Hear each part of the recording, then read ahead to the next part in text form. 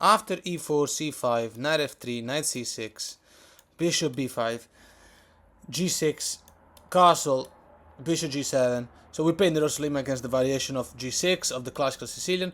In this video we're going to obviously take the knight as we know, and pawn takes, the b pawn takes. So we have seen this in the past, but let's explore a few things we haven't seen so far. So rook e1 now, and in the variation where they play knight f6, you know that you need to immediately kick the knight away. e5, knight to d5, c4. Now in the past we've seen a little bit of everything at this point. A move we've never seen is knight to c7, which is one of the main moves, so that needs to be done now.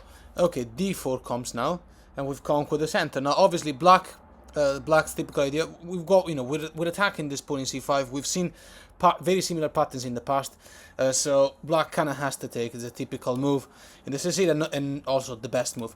Queen takes best is the move, and now let's go through two options, d6 and castle. d6 seems perfectly reasonable because the pawn in e5 is pinned, and black might think of simply, obviously castle maybe first, or simply, you know, put more attack on the pawn. This one is met with this nice bishop h6 move, and this is lovely. Can this be taken? So if the bishop takes, let's say the bishop takes, obviously we have a threat. What we're going to do now is take the pawn in d6. This comes with a threat on the rook, with horrible position for black. So now black's best move according to the engine here would be to castle. It's kind of the only thing left to do. We can take the knight, but the most accurate move actually is queen to h4. And the thing is, we're attacking the bishop, and obviously that would be a more desirable piece to take, because knight g5 would be a massive threat. The knight is still under attack. Nothing can be done. So let's say, for instance, well, queen takes, also because, by the way, we're threatening pawn takes in e7. It's completely game over, as you can see. Queen to d6. Okay, well, now we recapture the piece, and after queen to b4, these are all best moves according to the engine in a faulty variation. This is attacking the pawn where we don't care, we develop. Knight to c3. That pawn can't really be taken. If the pawn gets taken, knight to g5, and it's unstoppable, game over. If, for instance, knight to e6 comes, to stop knight to g5 from happening at least, we take it. And whatever way they take back, knight to g5 is coming. So, let's go back a second. Instead of knight e6, what about f6 to stop knight g5 from happening? Attack the queen, and the queen will have to move away. Queen to c4, for instance. Either way, now that the queen has taken, even if the queen had taken in b2, for example, we just need the queen to get out of e7 diagonal, so you can take that, and the position is completely winning for white. It's been for a while. Rook to f7, and knight to d2 will kick the queen away, and then we can finally, the queen will get out of that diagonal, and then we can finally take the rook, and then queen takes h7 is completely over, as you can see. And by the way, in this position, what about, as I mentioned, queen to b2, we went through queen takes c4, queen to b2 is also wrong. The thing is, I forgot to mention, obviously rook e7 is not possible right now. We're going to play knight a4 first, and you're going to take it from there. You now have access to e7 no matter what. So let's go back at this position. Black has just played d6, and white now plays bishop h6. So instead of taking the bishop, what about knight to e6? This comes with an attack on the queen. The queen will have to move away. So queen to e3, obviously we need to keep defending the bishop. And now pawn takes in e5 is a really bad move. Black will isolate the pawn in c6. The knight will get into such an amazing square, and it's just a so much better position for white. Bishop takes and then queen takes is not really a transposition, but black is much worse. What about d5, for example? This move, just to make an example. Bishop takes, knight takes, and I can take this pawn. Pawn takes back, and then knight c3 puts pressure on that pawn. This is best met with bishop to g4, but knight, he played knight to d4. It's important to keep that knight. Okay, black will have to develop. Let's say queen to d7, for example. h3, attacking the bishop. The bishop is now blocked, so the bishop is trapped, and there's no coming back. If knight to f5, then simply e6 is the best move. The queen will have to, if knight takes queen, then you can take this queen with check. So the queen will have to move, queen to d6. And now the queen is still under attack, queen to d3. Now we are going to take the bishop. The queen can go to b6, for instance. And if we take this bishop, then there will be double attack on this knight. But now we take this with check. And when the king takes, then take here. And obviously now there's a double attack on the knight. And if the knight takes, then you got a check, rook e7, and then you should be able to take knight to d5 with the fork attacking the queen. So obviously that cannot be taken. It's position evaluated +6. If instead the queen takes this one and you play queen f3, exploiting the pin, you're winning. You're already up material. Right, that was just an example here in this position when they played bishop g4, and we went through that line. That was just one of the many things that can happen. The thing is, e6 looks like a very reasonable and normal move in this position, but you can play knight b5, the idea of landing in d6, and if black castles, then you can play knight to d4. So why is the position being evaluated +250 already for a while? White is not threatening queen h6, and that's a deadly threat. So black to move, black playing knight to f5 seems to be reasonable. We're going to isolate the pawn now.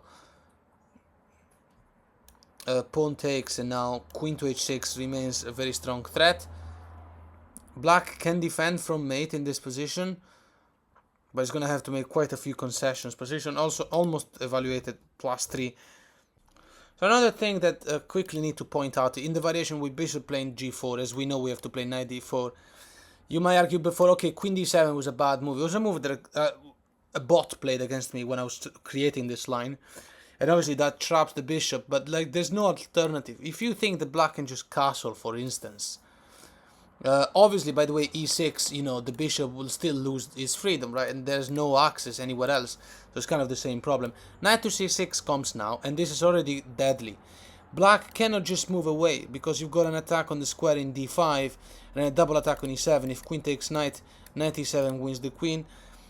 So if queen goes to, let's say, d7, for instance, well, same thing. Knight to d5, we've got double attack on e7, it's a completely winning position. Knight to f5, defense here, attacks here, seems to be making sense. But you can just take the pawn in e7 with this knight is check. The knight cannot take back because knight f6 wins the queen. The king moves away from the check. Now you play queen to g5, threatening.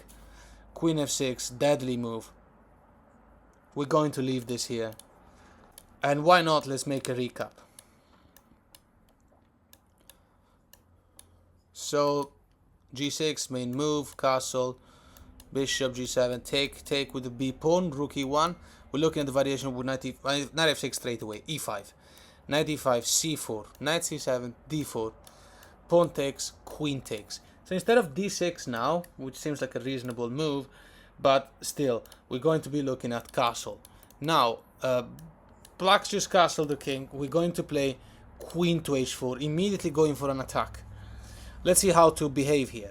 Black develops the bishop to the only available square, targets the pawn, and this bishop, you know, this diagonal is usually the only one available in such position. Either way, you can play bishop h6, and that comes with an attack on the, with the threat of removing the fianchetto bishop. So knight t6 now, knight to c3, develop.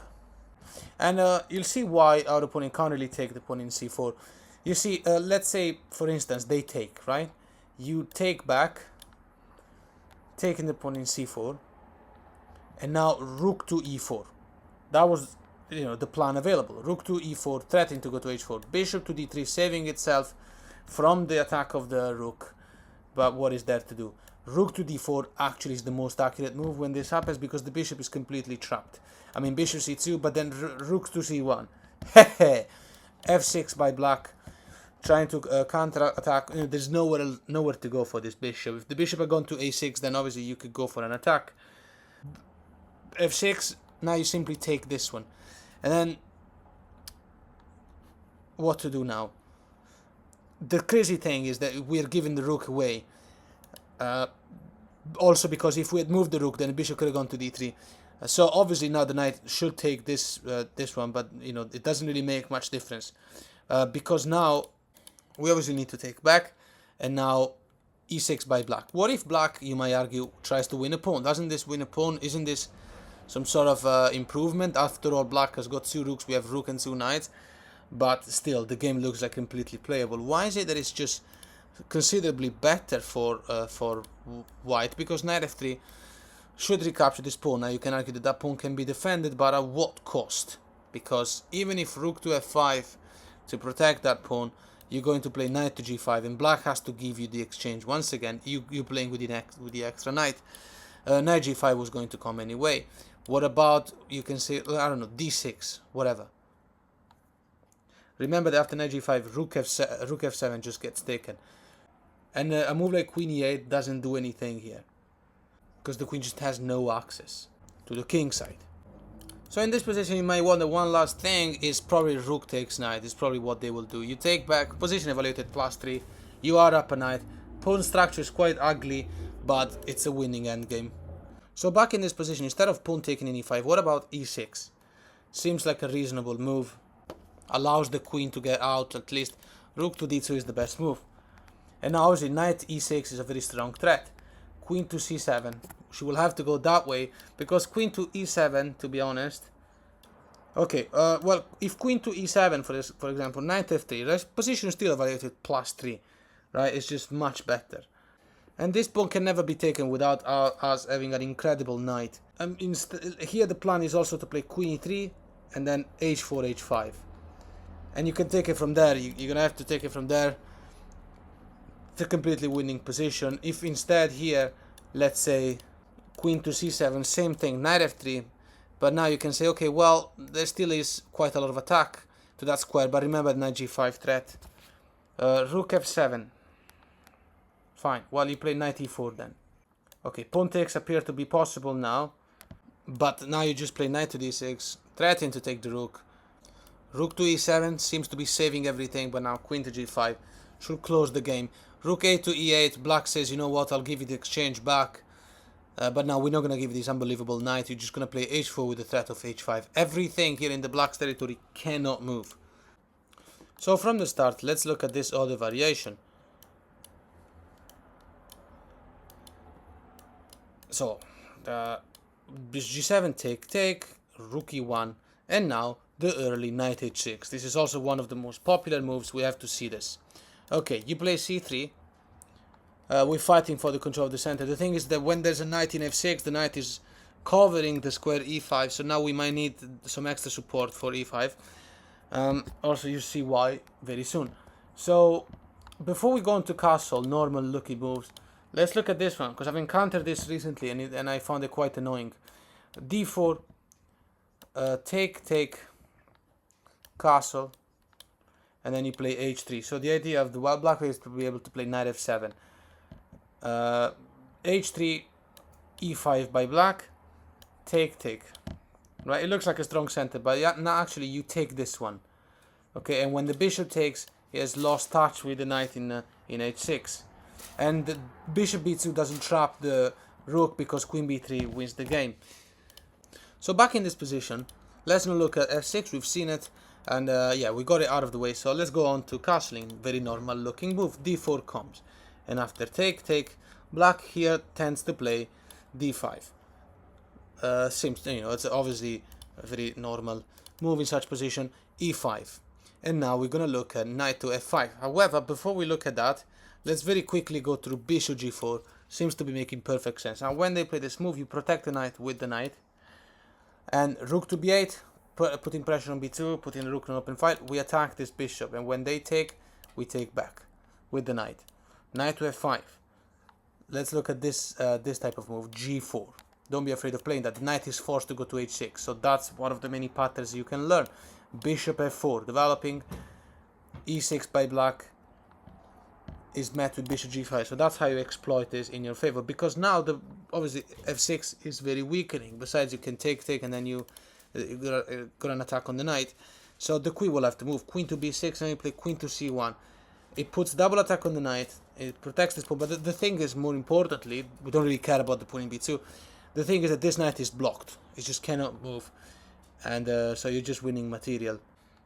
So back in this position, let's not look at bishop g4 we've just seen. What about knight f5 right now? Okay, knight d2. e6, the variation where the bishop stays in. Knight to b3, that's how you play this. a5, preparing bishop a6. Bishop g5 attacks the queen. Queen has to go. Queen to b6. g4, the knight is once again trapped unless he goes to h6. However, h3, protecting the pawn in g4. This is important. a4, attacking the knight. Did we just lose a pawn in b2? Knight to c5. And what to do now? Well, okay. The knight. This is actually completely winning for white. This is not just like, you know, some sort of +1 position. This is just much better for white. Queen to b2, taking the pawn or not taking the pawn, either way, this center is fantastic. This bishop is never going to go anywhere. And the pawn in a4 is weak, will be taken eventually. Queen to d3 now is the key move. And after queen to b6 returning, it looks like we indeed gave a pawn, but now queen to e3 blocks the knight. Now you can say, okay, what can our opponent not do anything in this position? Can black not just play, I don't know, king h8 with the idea of being able to go somewhere? The problem is that rook to b1 traps the queen. Right, so before closing this video, I'm going to make a quick mention to this stupid line they played to me recently.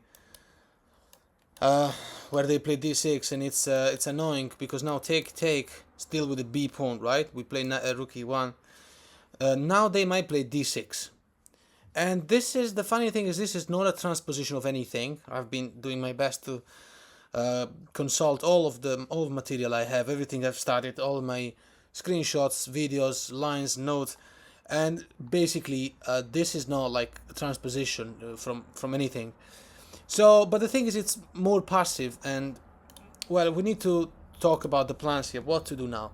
Well, you play e5 straight away. So when this happens, obviously the idea is to isolate the pawn, because if you take this pawn here in d6, the queen has to take, because the pawn in e7 is pinned, and these two are going to be weakness, and then you can relate to patterns seen before. Two things appear to be possible here. One of them is d5, right? d5 seems to be making sense. You play h3 to stop bishop g4. So if you can get a chance to stop bishop g4, you should do it. Okay, e6, d3, knight e7. Look, it's like preparing to be a very normal looking Sicilian, but it's not good. It's actually weak. Knight c3, castle. You see how to take advantage of this. Knight a4, and we're going for this pawn. That's it, the usual stuff.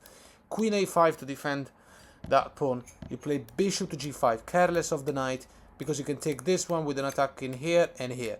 So it's obviously a much more favorable exchange. Knight to f5, b3 protects the knight. It's important. h6 attacks the bishop. What to do? Bishop back to d2 attacks the queen. The queen has to go. If the queen goes away, we're winning the pawn in c5. If the queen sticks around, queen to b5, c4. And now the queen does have to go. If take still, the queen does have to go. Queen to b8. And yeah, there's nothing else to do. The knight is going to win this pawn no matter what. Queen to b6, renewing the attack on the knight. Knight to a4 once again. Queen to c7, going away. What to do? You take this pawn. And when they take back d4, it's much better position for white. You're going to play knight to c5. You're going to play rook to c1. And it's just like completely unjustified loss of the pawn. So let's go back a second here. Back in this position, black plays d6, we play e5. We've gone through d5. What about bishop to g4 right now, especially since we don't have the possibility to play d3 and knight to d2 to protect the knight? Why is it that in this case we allow to, you know, our opponent to remove our strong knight? Because when we take back, then they might take this pawn. Maybe not yet, but the thing is, when is it that it's preferable to have a knight in f3, and when is it that we want to defend it? Well, in this case, the thing is we just couldn't defend it, right? We needed to seize the opportunity to play e5 as soon as possible before our opponent got the chance to play e5, because if you don't, right, if you don't play e5 and then they play e5, you got this extremely annoying, very solid pawn structure, and this is not good for white. So obviously you gotta play e5 when they get the chance. So bishop g4, we would like to have a knight in f3, but unfortunately we can't afford that anymore. Anyway, pawn takes in d6. The queen has to take, obviously. d3 comes now. Knight f6. And now we don't play knight to d2. This is because this is one of those situations where the knight isn't neither attacking nor guarding a pawn. So the knight in e5 is not really a necessity. And it's not like I hate the knight being here, therefore now I just play h3, because h3 is the right move now. The main thing is that because there's a weak pawn in c6, and black can't really go back with the bishop, he takes and I take back, I apply pressure whilst developing. So the queen here is a better piece than the knight will be, because the knight isn't attacking nor guarding anything, I'm attacking something weak like that pawn. So castle, bishop f4 attacks the queen, queen to d5, looking for a trade that we're not going to please with, queen to e2. And now, well, let's say a move like knight to h5 to attack the bishop seems reasonable, but you just play bishop e5, and this is better for white. We're going to forcefully trade with this bishop, and after all the trades, we're literally going to play against the isolated pawn, and then we trade into a comfortable endgame. Also, knight to h5 was a threat of the bishop trapping the rook. Instead of knight to h5, let's look at this type of idea. e6 seems good. Normal move. Knight c3 comes with tempo. Queen to d7, the queen will have to save itself. Bishop e5, so that was going to happen anyway. We're threatening simply move like queen f3, put pressure on the knight. Queen to e7, b3, rook f to d8, queen to d2. That's how you play. Look, the weakness has been established. You're going to have to take the game from here. It's all on you now. But more to the point, yeah, we're going to conclude this line with knight going to d5. Seems like a reasonable move. You just take this one, take, and now knight a4. And the plan is to simply play queen e5, queen a5, and to capitalize on this weak pawn. Pawn to a5 by black seems to be stopping that, but you just play rook to e4. The slowest plan in the world, but you are actually going to play rook c4, rook c5. It's such a joke of a game. It's a close game. What are you going to do about it? By the way, I forgot to show one line from the past we haven't seen. So after castle, bishop g7, take, rook e1. In the variation with the early knight f6, you attack the knight, and now knight to g4 has never been seen. So what to do? We've never seen this before. So h3 is the move, knight to h6 is the only move, and now knight to h3, knight to c3, castle, knight to e4. This is how you play it. Let's quickly look at two options, then we can finally close this video. If black plays c4, we're attacking the pawn, right? The pawn in c5. So if black plays c4, d3, and when the pawn takes, queen takes, and we fully developed a5 with the idea of bishop developing in a6, bishop f4. That's how you play it. And then when the bishop comes to a6, we've developed our dark square bishop, so queen d2 comes, double attack on the knight, and the knight's got nowhere to go unless you want to say knight to f5. But then g4 is attacking the knight once again, and there's quite some trouble for our opponent. So d5 is the only counter-attacking move. Appears to be possible, but now knight to c5. However, it looks like now black does have access to f5, but we are still going to play g4. And yeah, how have things changed? Well, black will have to counterattack. Let's say queen to b6, attacking this knight. Well, now we take the bishop, and so we got material advantage. Then we're gonna recapture this knight. What if instead our opponent plays g5? Putting an attack on the bishop, because if the bishop moves, then the knight can land in g3, which is a bit scary. And to be fair, it is the knight will be saving itself, and this knight, if you think about it, isn't really going anywhere. It's trapped, so our opponent isn't really gonna be done a piece. So if bishop g5 comes, if pawn to g5 comes, you take, and now knight to g3 seems scary, but bishop e3 will solve the job. You totally didn't see this. So back in this position, instead of queen b6 to counterattack, what about bishop to c8? And black says, you know what, take the knight. We are. Bishop takes back in f5.